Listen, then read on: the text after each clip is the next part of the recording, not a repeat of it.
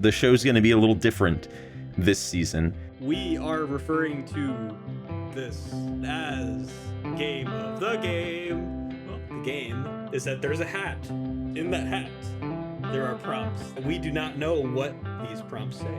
You and we both don't know what we're going to be talking about next episode. Cookie Pocket, the game of the game. The game of the game of the game of the game of the game. The game of the game. Well, all I'm going to say, Christian, is I hope you've learned your lesson about setting booby traps for your fellow hosts. Because they never seem to go your way.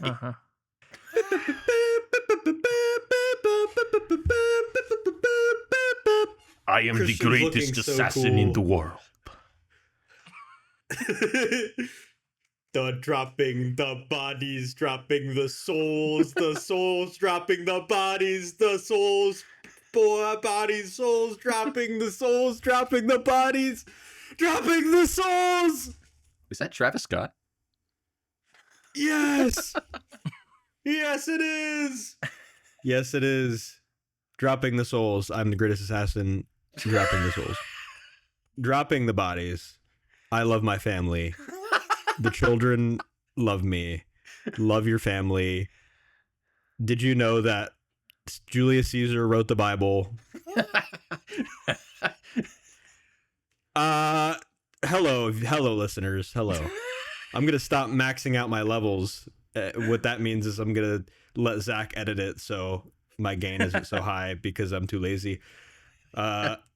There's a lot of firsts in this episode. There are a lot of firsts. There are a lot of things that have happened with this film that are the first that has never happened in Cookie Pocket history.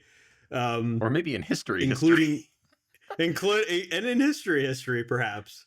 I'm glad I was the one to drop this bomb. I'm so happy that I was the one to do it, because Zach is the most beaten dead horse of all time when it comes to choosing out there films, and I was true. like, I cannot allow him to take this moniker anymore. I want Christian to be mad at me for once, and we're gonna choose something so diabolical. This is interesting. And, I think I've been conditioned by the podcast, because as soon as I saw Christian's very negative Letterboxd review for this film, I thought, well, Christian's going to be really angry at me in this episode, even though I didn't write the prompt or pick the movie. Christian wrote the prompt. Perfect segue, Zach. He wrote the prompt. Choose a film that uses generative AI.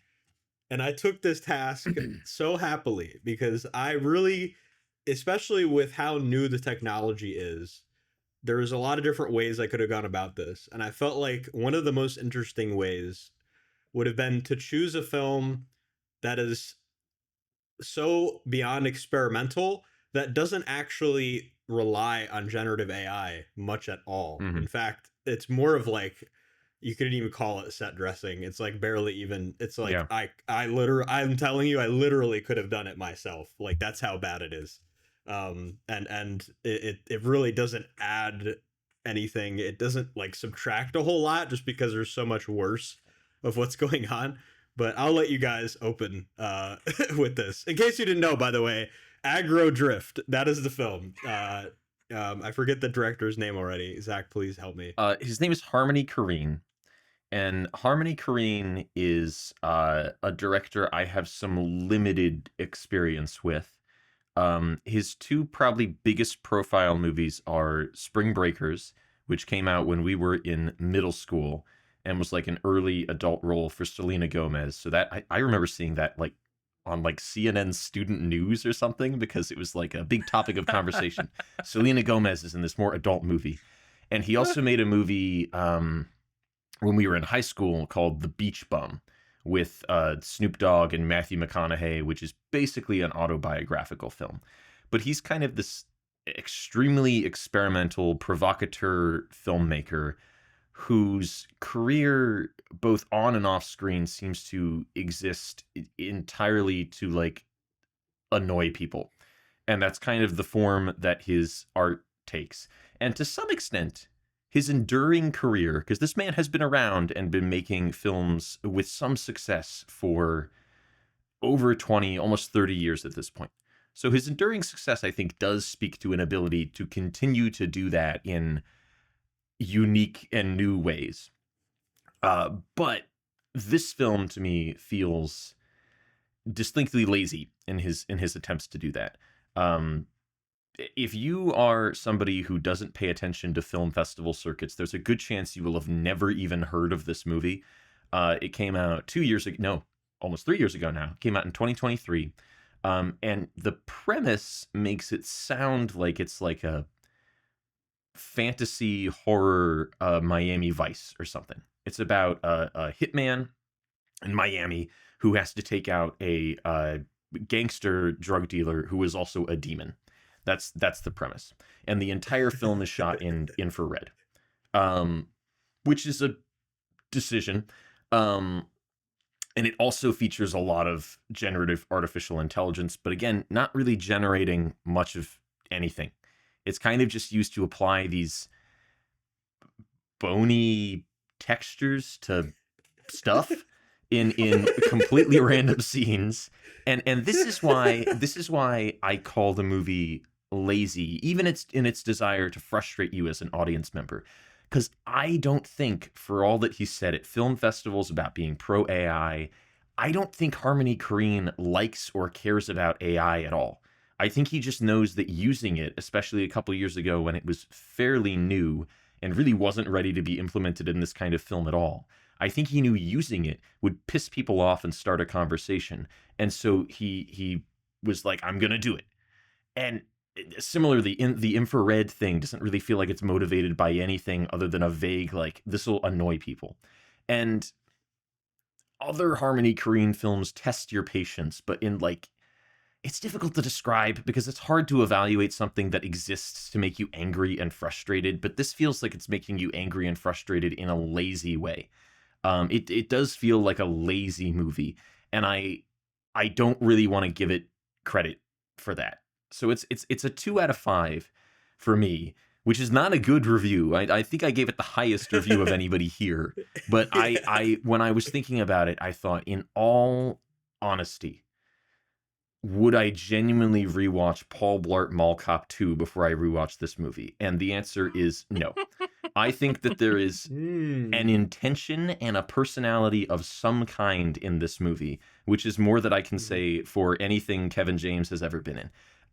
So no, stop it. I gave this a 2. I can't hold my tongue anymore, damn it. I gave this a 2. I don't think it's good, but I do think you have to take anything that this movie is doing with a heaping handful of salt, because Harmony Korine is like a professional troll. When he promoted this movie, he appeared everywhere in like a specially made silicone mask that looks like the demon thing we occasionally see in this movie. And he apparently at the premiere referred to himself as the new Drake without explaining in any way what that means. I mean, this man like exists to just kind of like poke your buttons and see what happens.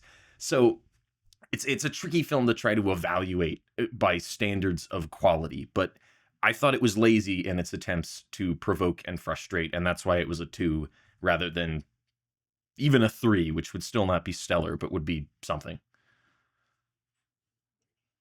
Come on, Zach. Get out of here with your 2. This is ridiculous.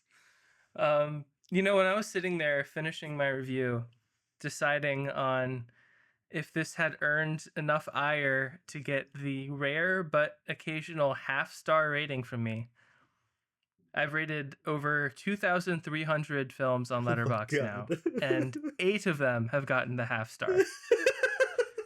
Can you? I would like to know what other movies are in the Hateful Eight.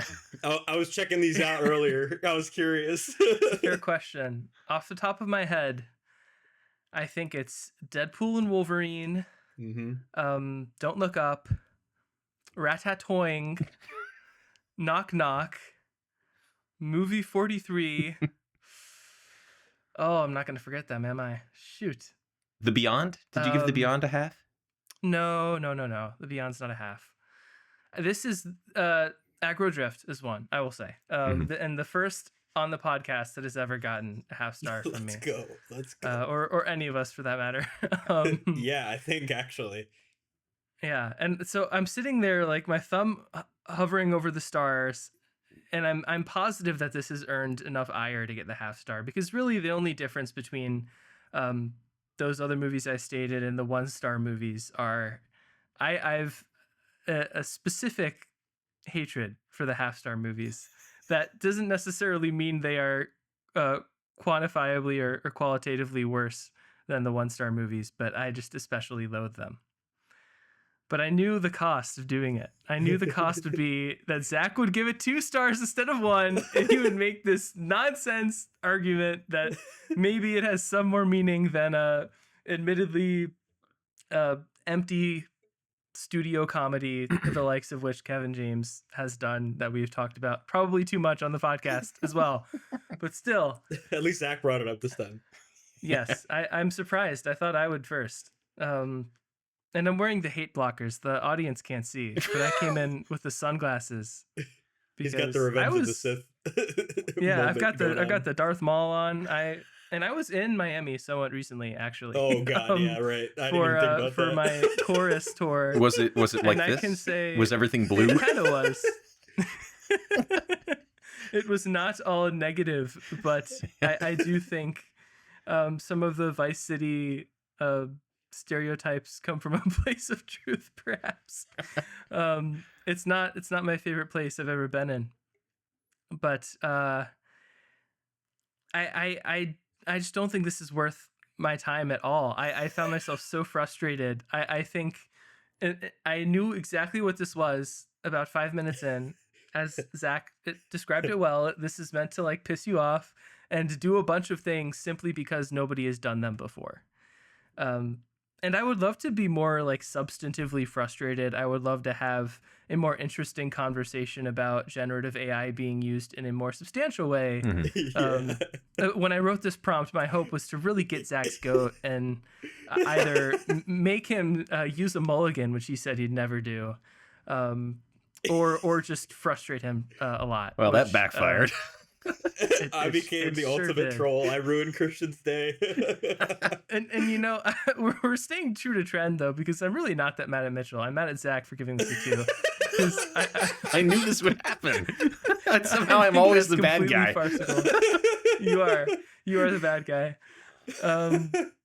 But the AI is really just like these little textures. Yeah. It looks like they're these like random like cyberpunk, cyberware nonsense under the skin, but not really.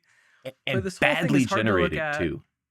Like this made me realize how much the distance that AI has developed even since 2023. And that's not me praising it or anything like that. But I don't know what they used for this, but everything they've generated for this has that kind of like microscopic squiggly look that was like common amongst stuff generated by was it DALL-E was one of the first image models people were really like using, and it looks awful. Even back then I thought, this all looks very like kind of like sickly and like a pizza that's been out on the counter too long. And this has that look, which stuff generated now has kind of mostly lost. Yeah, it's and the problem is it's just 80 minutes of nothing. And if you want to make sense of the story, you kind of can. There's a loose framework there. Most of the dialogue is impossible to hear. I don't think Korine cares, or people that like this movie care. I did turn on the subtitles. Yeah, I almost did. Like immediately. I almost did. Yeah. I don't think I would have been able to watch it if I didn't have the subtitles on to get some kind of information. Yeah, and there's that little, like the first time we see the demon, I'm kind of like, okay, maybe this will be a story. Maybe this will be a movie as I understand it, as like the building blocks, like the definition of a movie an 8-year-old might give you. But it basically is not that, and I don't want to spend time talking about it, but here I am, resigned to this cruel fate. Another thing that I think speaks to just the vibe of this movie is I don't think anybody in this is an actor other than Bo, who I looked up is played by a like an actual actor of some pedigree. He's won the Goya Award for Best Actor, which is the Spanish Academy Awards, like 6 times. This is a man with a career. And then Travis Scott. He was in The Man Who Killed Don Quixote. He was. I don't remember where, but he was in way. it.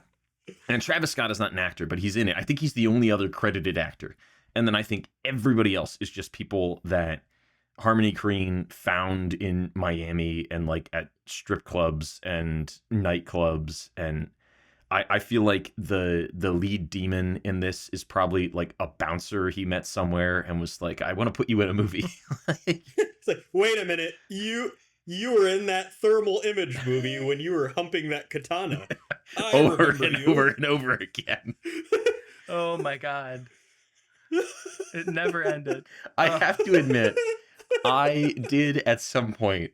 The movie kind of like broke me, and I just broke down in like maniacal laughter at the scene where the demon is like hanging out with his hose, and he's just kind of bobbing around while all these scantily clad women dance around him, and he's speaking in this stupid like Cookie Monster voice. Dance. Me dance. But it wasn't like I was finding it funny. It was just like I don't know, like somebody in a padded cell would laugh, or like uncomfortably laughing at a funeral or something. Oh man. Okay, well, let me like. Honestly, first of all, I was laughing a lot. I can tell you right now. I was laughing. I think the score, I'm going to tell you right now, I think the score was actually not that bad. And I think the main theme was pretty catchy amongst everything else. I mean, the synths were definitely repetitive, but it was definitely, I guess, setting the mood. I don't know. Like it was, it's hard to like describe the tone. I mean, yeah, you could stop there. That's the whole movie. It's hard to describe the tone. Korine said gamer core is the aesthetic. And I can tell you right now, I am experienced. I'm experienced. Yeah. And I already knew Christian would agree. There's not a lot in here that's really like gamer influenced. No. Now, there's some like GTA references that people were saying, but like the NPCs in that game are like actual voice actors that have actual scripts that spend like their entire lives, like years, committing to this character. And a lot of them, especially in Rockstar games, are typecast, and like everyone knows them as those characters because that's how good they are at their jobs. And even like the NPCs in GTA games are more believable and have actual dialogue, like random people you run into in the street and punch for no reason. Like that, those people have better dialogue than in this movie. Now, I thought it was interesting, the ending, when it like leads into a boss fight, there was definitely some like gamer influence there, and I could tell that was like definitely intentional, and like the dialogue of him like I could smell you and stuff was like derived from like stealth, like third person games like Metal Gear and Splinter Cell and Hitman and like all these other games that are like that, Assassin's Creed. But like, man, it's just that first of all, I will say I like the premise of having an entire film in thermal imaging, like having like using actual thermal imaging cameras for an entire film is like an interesting thing to me. And I do not object to that as a thing. And that didn't bother me at all, to be honest with you. And there were some scenes in this where I was actually surprised, like the breathing and like the shot of the younger kid in the water with the cars driving by. Like there's some shot. I'm trying to give this movie credit because all we're gonna do is crap on it. Yeah. But like there's some shots in it where it was like, okay, like if this was an actual attempt at anything, this would have been like an interesting. This would have been like an interesting shot or something. But the editing is horrible. The editing is horrible. The sound editing is horrible. Most of the cinematography is handheld and like meaningless and not. There's no point to it at all. And the obviously the story is like not barely existing. And I was trying to read like when the director was talking about it, and I don't know. Like when I get he's trying to be like a prankster, and I think that's really funny. Like I can accept when trolling is funny, and I think it was pretty funny in this quite often. When there was like it was so shot so poorly, and what was being said was so ridiculous, with the score sounding somewhat serious. I thought that there were a lot of funny moments like that for me. But I just don't. I really do feel like this isn't an anti-film like through and through. Like I feel like there was some effort put into this. I feel like it wasn't like, oh, I'm just not trying to make a movie. Like that's him just messing around. Like obviously he was trying to make something substantive and artistic. And I just think you can't just go out and say like, oh, I was just making it. It's the meme. Like I'm just being funny. When you got Travis Scott, like, there's actual shots in this. There's actual people in this doing things. Like there are things scraped together. There's a story in there somewhere, but it's like it's clearly like you just suck at it. I don't know.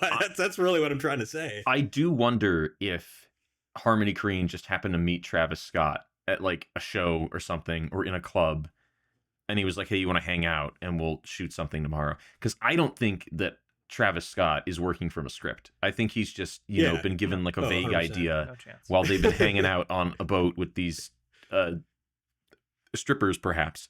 And Harmony Korine has been like, all right, we're going to shoot something for just a second, Travis. Speak a little bit about the life of a hitman.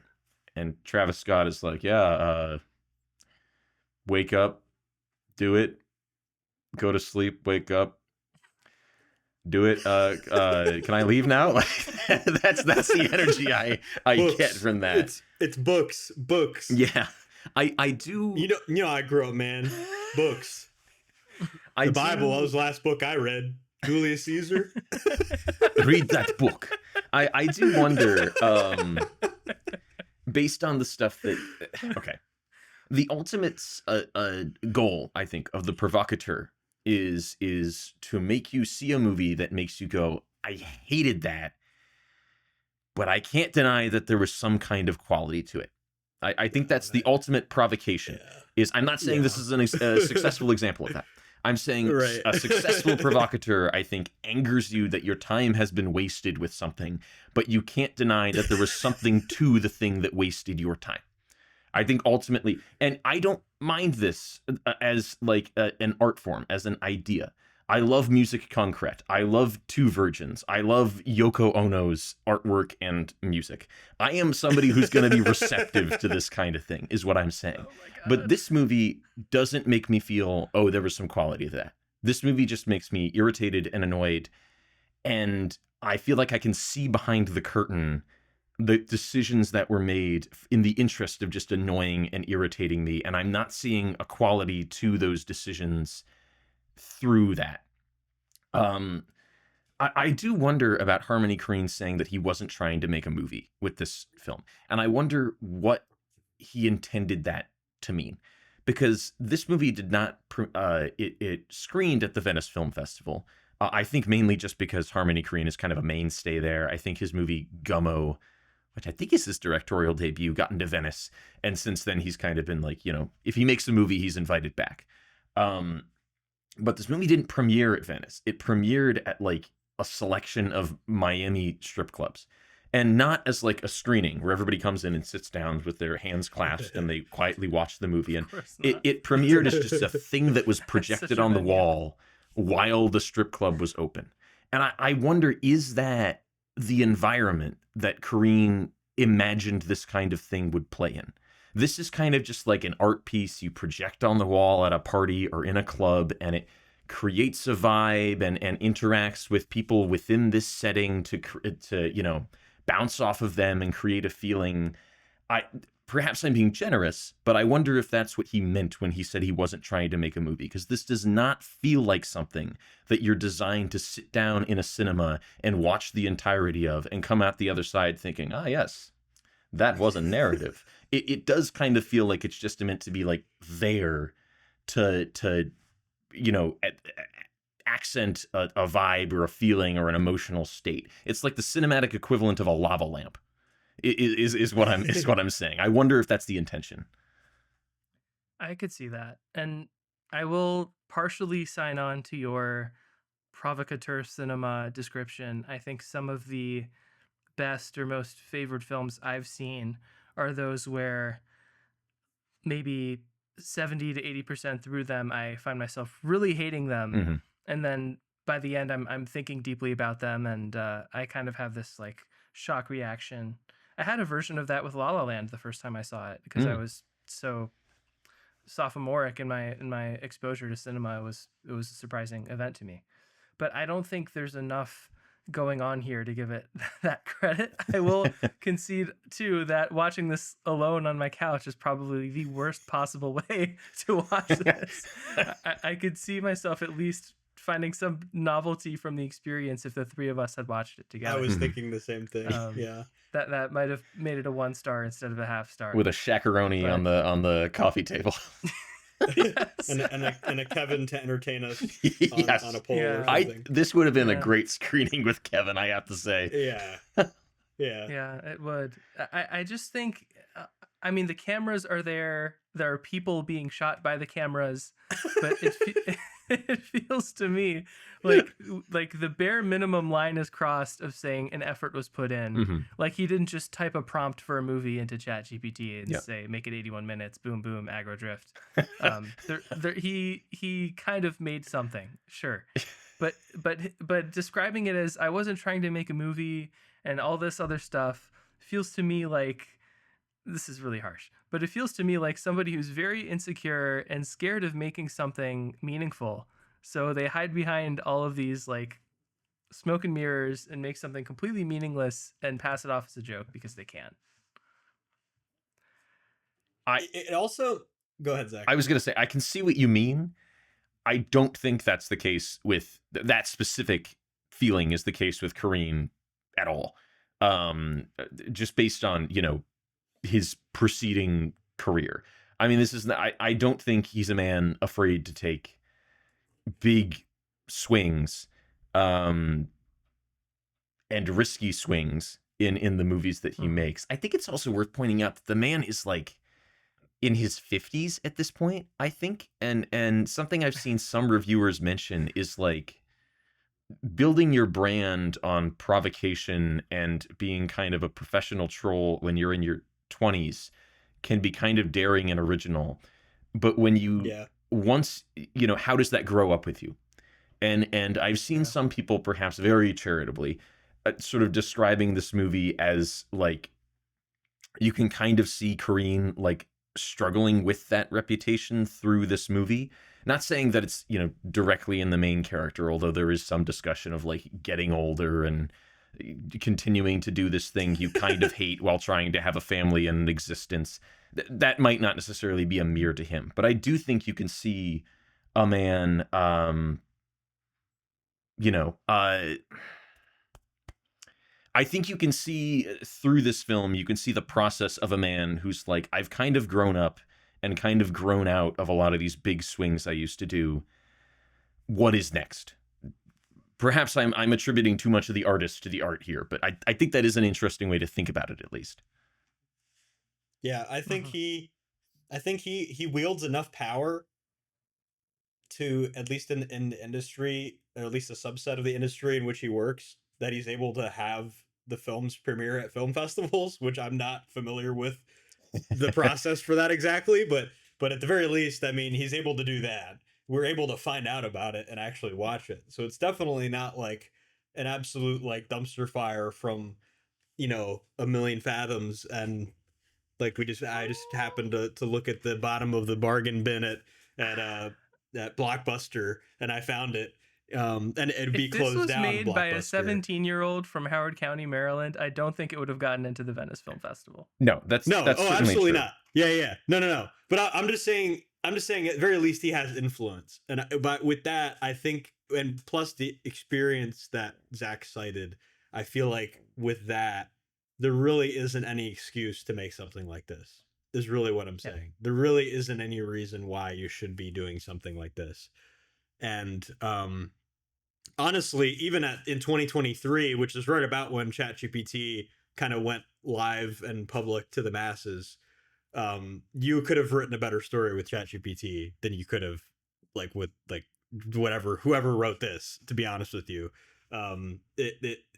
Because at very least you'd have some generic derivative slop instead of just pure psychedelic made up slop, which also plays into another point. I've seen reading letterbox reviews for this is very fascinating. It is very fascinating. That's one word for it.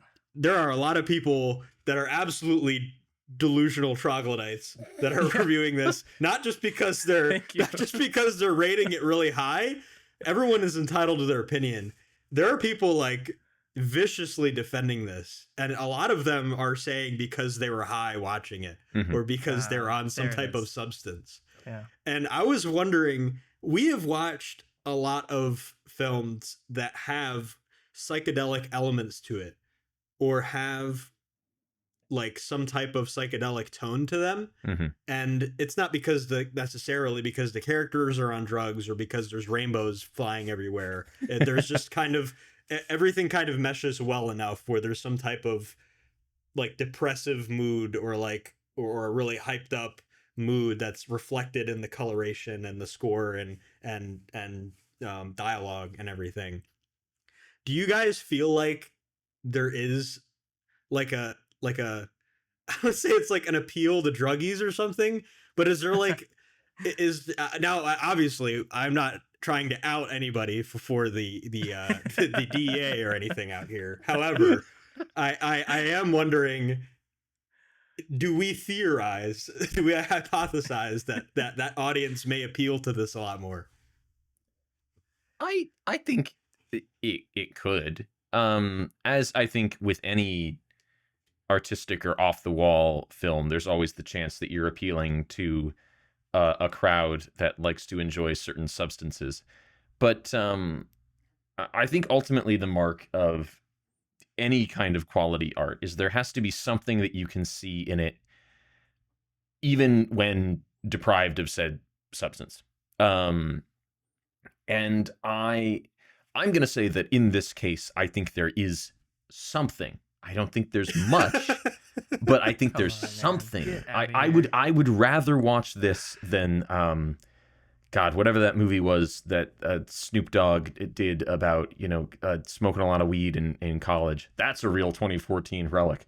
But there are movies, again, kind of the lazy stoner comedy varietal, whatever, that I think are worse than this because it's actively expected that you are going in using a substance. I think that this movie kind of relies on, again, my strip club theory. I think this movie relies on, this might be the ultimate second screen movie. And not in a way that Netflix would ever approve of or want, but because I think this movie is designed to be consumed while you're actively doing something else. Whether that's getting a private lap dance, or smoking a blunt, or eating a burrito, or just something else is consuming your primary attention. And this movie is happening and contributing to the vibe. Now, I'm not saying that's a mark of quality. I'm just ruminating on Korine's desire with this art. And I think that's probably close to what he was going for. Because this movie is worse when you're not distracted. Yeah. I started to enjoy this a lot more when I was like, I'm hungry. I'm going to get myself some tuna and crackers. And then I was eating while the movie was on, and I started to kind of enjoy it. You're like, wait a minute, this tuna and crackers is so good. Oh God, I'm still really annoyed at Zach's defense lawyering of Korine, but I will say that these conditional stretches in defense of the work are probably a more effective dissuading factor than it would be if all three of us were just dunking on it. So I'll take what I can get. I will echo the same principle about so-called stoner movies. I feel like The Big Lebowski is a good example of this, something that's kind of regarded as that. But I find it absolutely hilarious. Stone Cold Sober. I've never partaken in such things, but I still think there's a subsection of movies that might be labeled that way that work just fine, regardless. I guess I don't think this podcast is to talk about second screen movies, though, is it? I mean, I suppose certainly not. not wallpaper at strip clubs. That's not why I wanted to do this with you guys. So I feel vindicated. I saw one review. It was either a critics one or it was on Letterboxd, but it was like, actually it was on Reddit. It was on Reddit. Yeah. That the film doesn't decide to be purely style or be purely substance at either point. I feel like if it was deciding to be purely substance, then we just get something like that sounds AI generated, or get something that's super derivative and not worth anything, but at least it would have like an actual script. At least it would have actual actors probably. And there would actually be like investment in its production. And if it was all style, then I feel like a lot of the VFX problems would be solved. I feel like there'd be a lot more intentionality with the camera work. I feel like really in any direction, if you pour more effort into it, I feel like it would be a better film. But everything is just so lackluster across the board and lazy feeling that it's like, now it's that's kind of what makes it more deceiving than just like a purely bad movie. It makes it feel like you're about to get invested into something. And even though I praise the score, I will say the score is almost partially at fault for this, because the score definitely leads you to believe that something crazy is about to happen like every 5 minutes. Yeah. And it's like a video game cutscene that's about to end and then it doesn't end. and that is like super consistent throughout. And also there's repeated sequences as well. It's very frustrating when there's like a whole new sequence and then it's way too long. Mm-hmm. And then you cut back to another sequence that already happened. Like the Corvette driving, which by the way is a pretty cool shot, is repeated like 5 times. Yes. So yeah, it's like everything in this is very deceptive in that way. Yeah. And I feel like even if you're really trying to make like a truly experimental film, then you'd pour everything into the style and you'd put a lot of effort towards that. And you could even get away with not having dialogue if you really, put a lot of effort into it. So yeah, we've talked about the audience, we've talked about the screening venue, and we've made excuses across the board now trying to defend this. And I'm already running out of things to say. We've been talking for like 40 minutes about this movie. which is pretty that's almost there's impressive. Only 40 minutes left. That's half the film right there. We have talked for That's half the runtime of the movie about yeah. I feel like I am de Closing facto comments. I feel like I am becoming the de facto defender of this film, even though I didn't think it was good, just because I am I do think that Harmony Korine is an artist with intention. He made a bad piece of art in this case. So I think it is more interesting to discuss how does an artist of some interest make a bad piece of art sincerely than it is to just dismiss this as abject garbage. I think it's a more interesting train of thought to think what leads an interesting person to make something as uninteresting as this movie than it is to just go, muck. However, I think that you as a listener, for one thing, if you as a listener have not heard of this movie before, you're not going to like it. if you will have already heard of this movie, if it's something that you want to watch. And additionally, if you've listened to this podcast and thought, oh well, maybe they're exaggerating, maybe it isn't quite that nonsensical, I can assure you it is. And I am being very generous here. I like this kind of stuff. I like Stan Brakhage, who made movies that were just composed of moths' wings taped to celluloid that were run through a projector.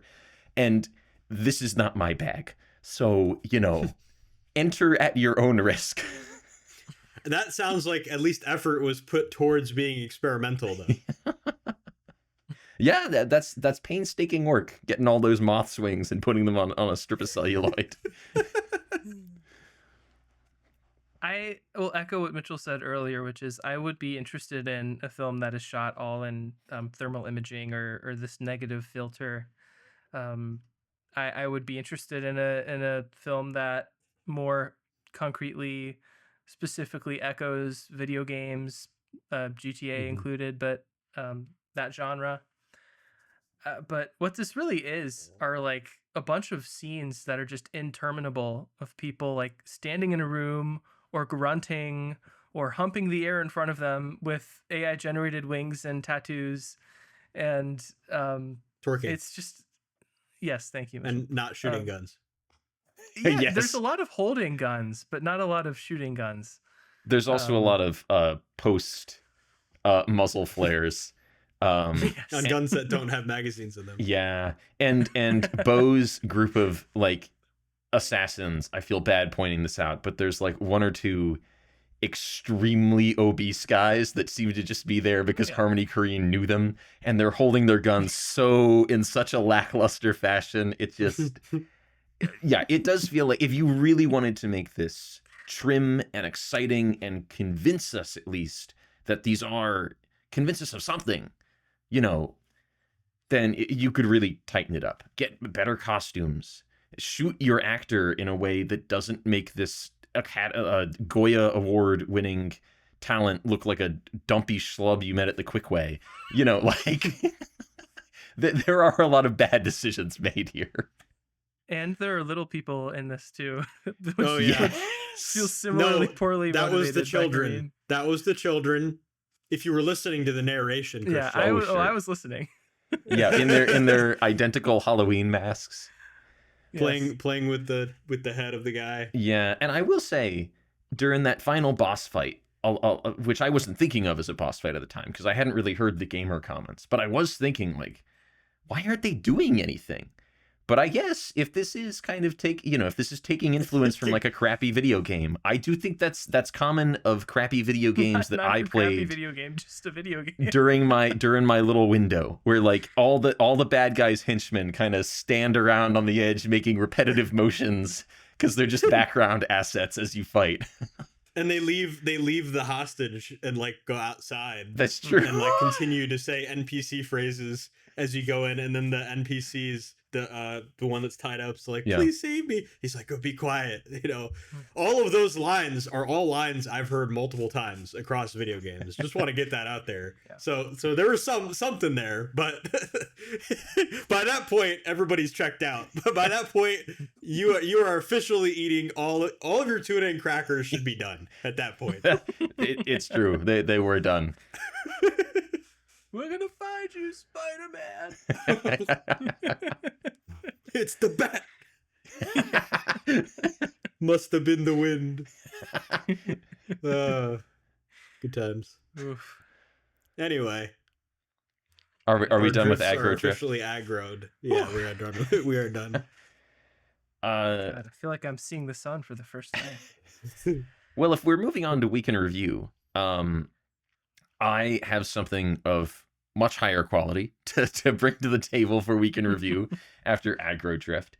And it's a book. I don't talk about books that often on week in review. I think I've talked about more than usual this season, just because that's the way it's worked out.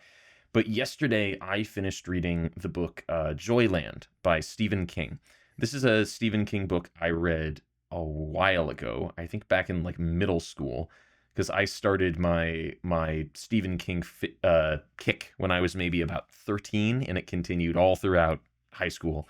But at the time, I remember not really liking Joyland that much, and that's kind of because my only familiarity with Stephen King was as a horror author. And there's the slight suggestion of a ghost story here.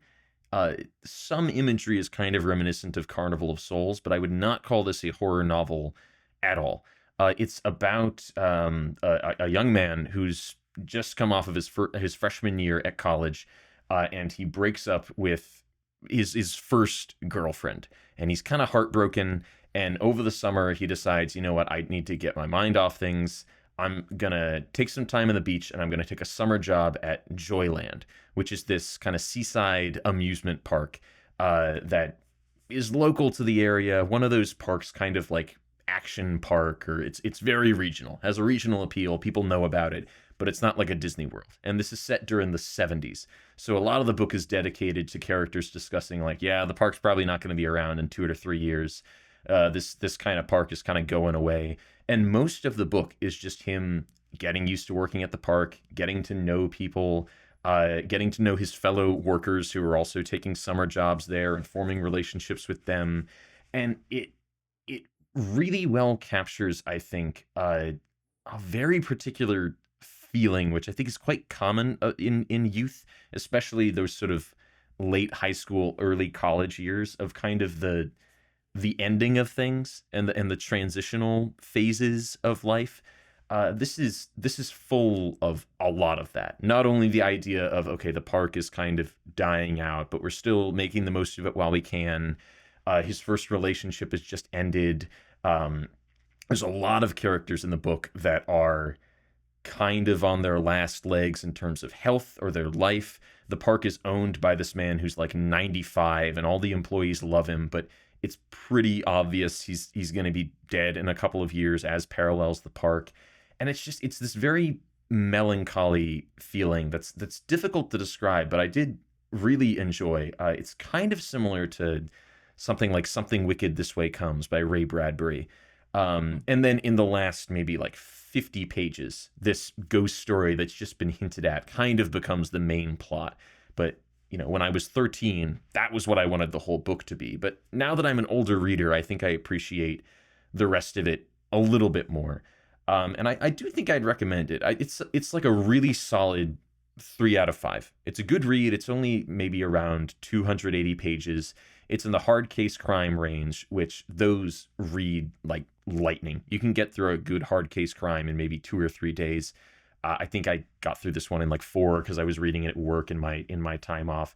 And I would recommend it. It's maybe not a great first Stephen King book. If you're somebody who's looking for the flavor of what King usually does, I think a good starter is probably something more like Salem's Lot, or maybe The Shining, some of the early horror stuff before he gets a little too into his own mythology.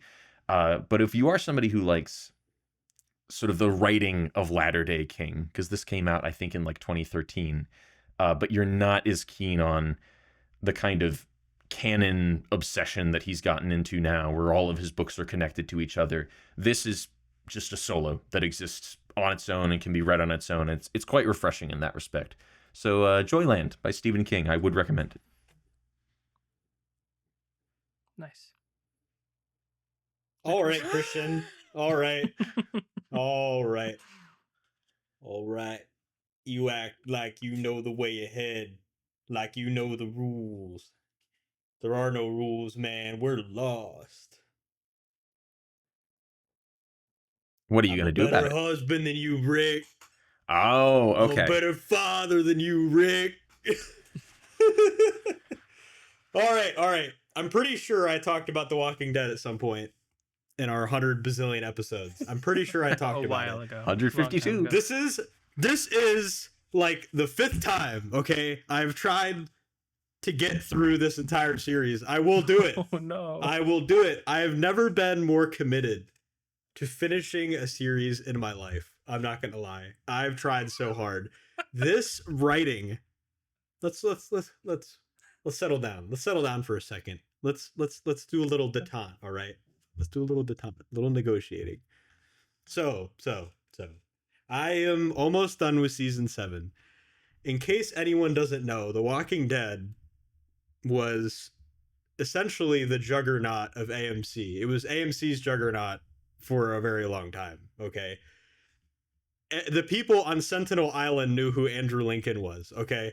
Everyone knows who Rick Grimes is because of this show. The writing in the beginning of the show is fantastic. I could not tell you like how easy it is to binge those early episodes, and obviously a little part of it is nostalgia because you were vigorously waiting every week, every Sunday for each episode to come out. And then The Talking Dead, hosted by Chris Hardwick, would come on after, and anyone who died in the episode would be on the talk show talking about what happened. And that era is lost in time, obviously. Kids these days ain't never gonna know what it was like to watch television when it came on cable. But anyway, the writing is great. The first season was mostly written by Frank Darabont, which, if you remember The Mist, the last time I really talked a lot about The Walking Dead was The Mist, because Dale is in that. I think Andrea, I'm pretty sure, is in that. Yes. And probably one other Walking Dead character I can't think of right now. We're all in that. But Frank Darabont wrote the first season. It was meant to be a spinoff of George Romero's zombie concept, and Frank Darabont wanted more money, and AMC said no. So Greg Nicotero took over the writing, and the zombies became less intelligent. They focused less on the origin of the zombies, and they made it more of a character drama show. Now, speeding away all the way up through season 2, 3, 4, 5, the character dynamics are fantastic.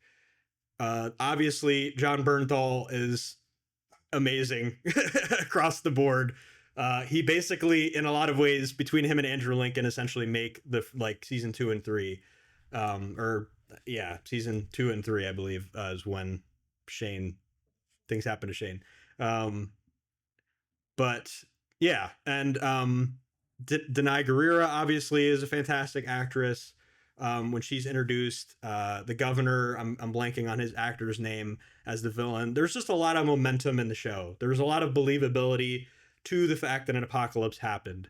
And that is kind of what's carrying the show. And it's the character drama mixed with the everlasting threat of Walker showing up in all these different situations.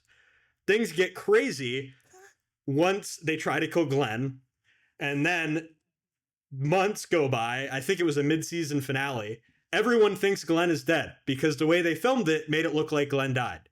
And the writers basically admitted that they tried to kill him. And Glenn is a favorite character, by the way. And I took a character test for fictional characters in television. There's like hundreds of them. Glenn was number 1 for me, okay? So everything that man says in the show, I basically agree with. And people waited for months, and this literally basically killed like the primary viewership of the show when this happened. That Glenn comes back to life, basically. They film it slightly differently when after many episodes later, like towards the end of the season, I think, like 6 or 7 episodes later, Glenn is still alive, and that ruins everything. Now, obviously, Negan, Jeffrey Dean Morgan, once again, great actor, great character, very engaging, super high charisma, more of a comic book character, which lends a little bit more to the style of the comics themselves, which I've read most of. But I mean, you don't see who he kills until the next season. So it's like 6 months later, and then they show who they actually kill in the show, and it's pretty important people.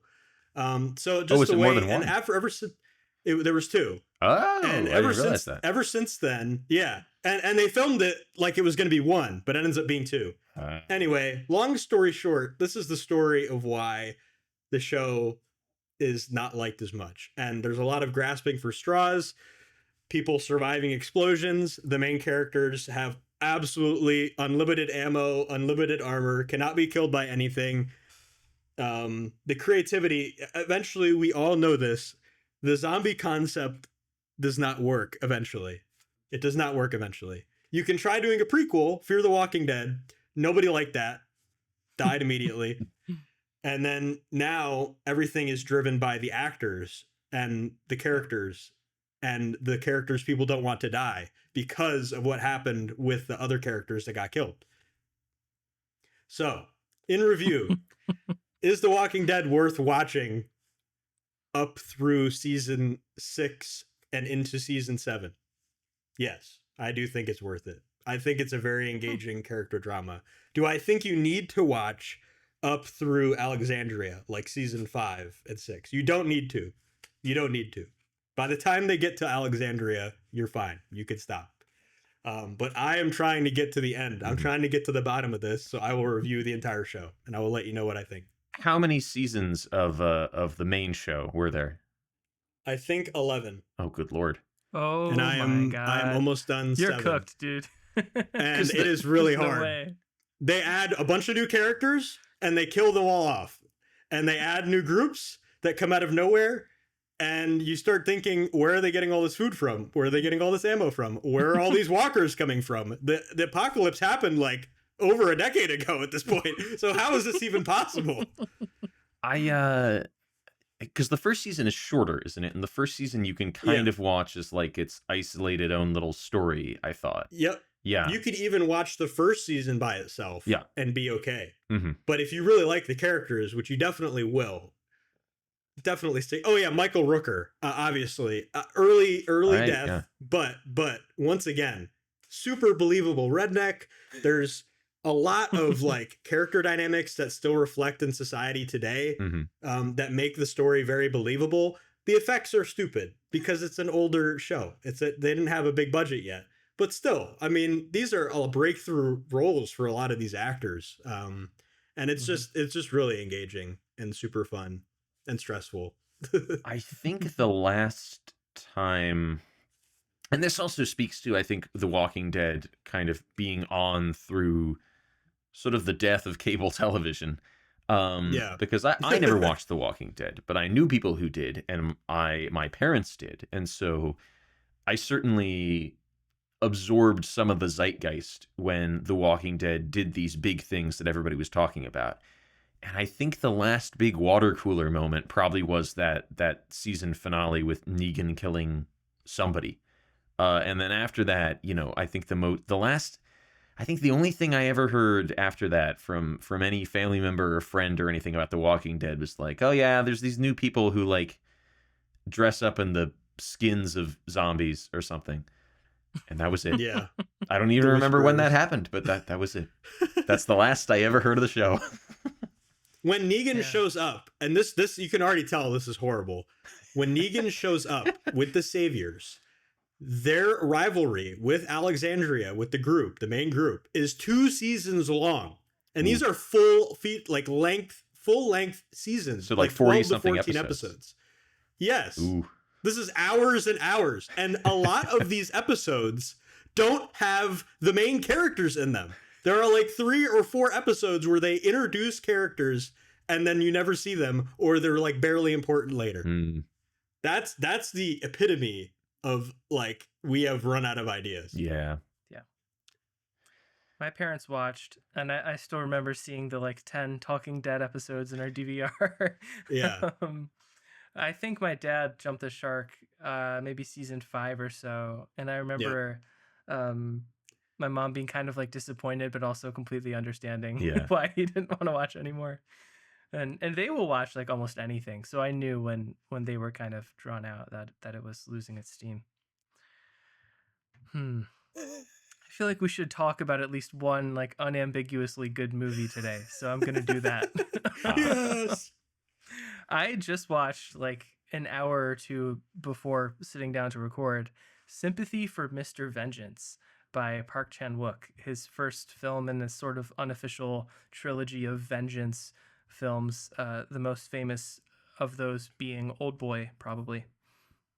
I had been wanting to watch this for a really long time, but it's been streaming on Canopy, I think, but I kind of wanted to watch the disc, and very fortunately, the Cleveland Public Library has an excellent Blu-ray catalog, and including this. So I borrowed it from them. It looked amazing.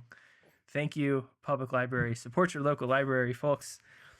This opened very similarly to his most recent film, No Other Choice, which I saw with Zach pretty recently, and we both enjoyed, but maybe didn't love as much as some of his other works.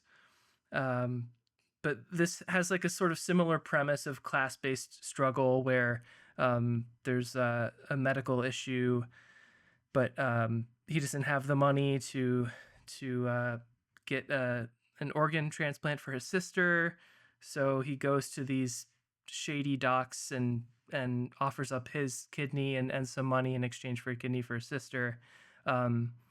What happens, as you might expect, is they take his money and his kidney and leave him with nothing.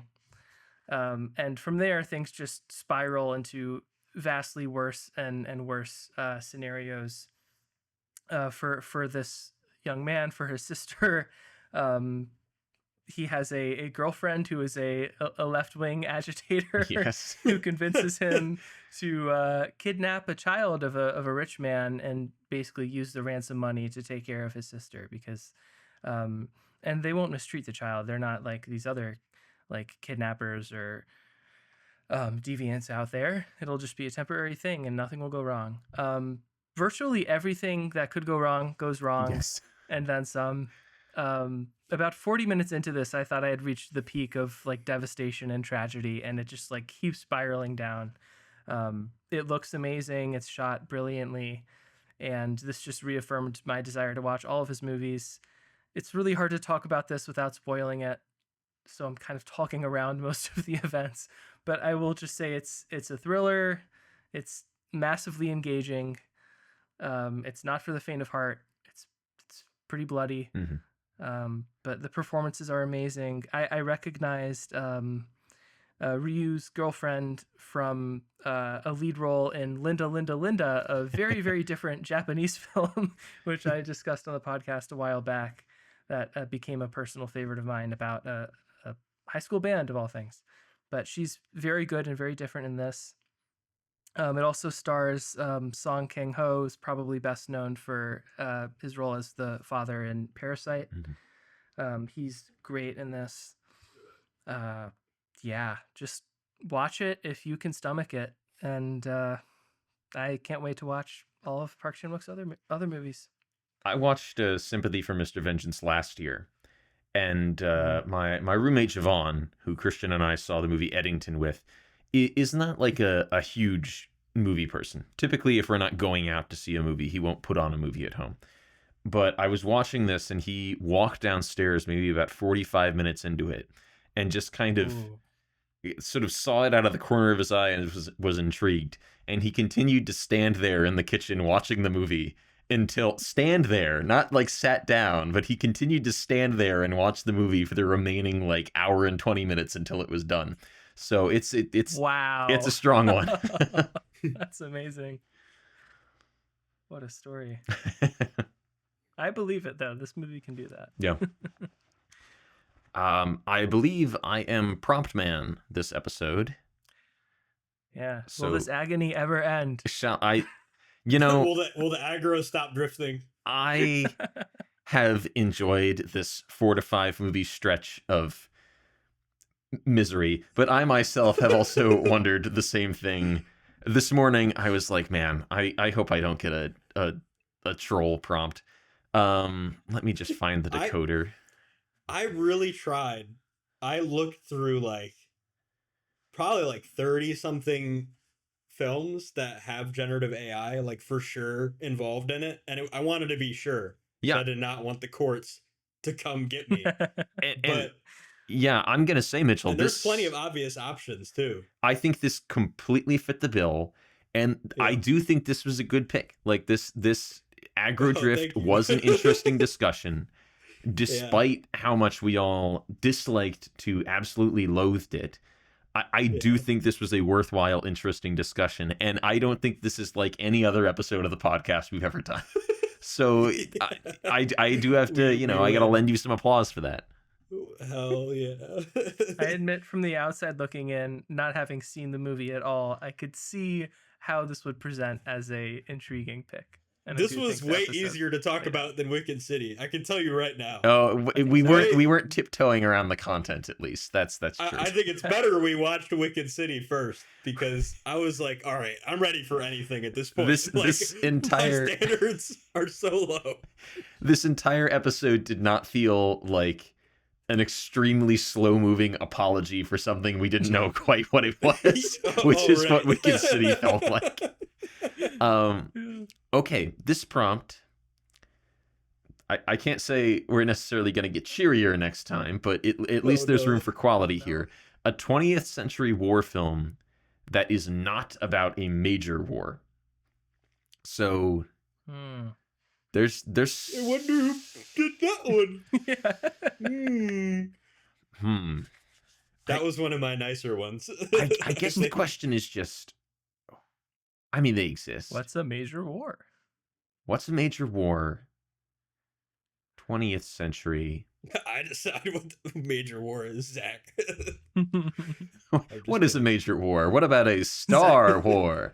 Oh no! Oh! I soiled it. Okay, it's good it's 20th century though, because that I think there's more options there. I'm gonna go for this one. All right. Do not know even in the neighborhood of what I'll pick, but I'm gonna go for it. All right. So yeah, if you would like to see us discuss a movie about a non-major, piddly little insignificant war, then tune in next time. The train keeps on rolling. The game of the game of the game of the game of the game.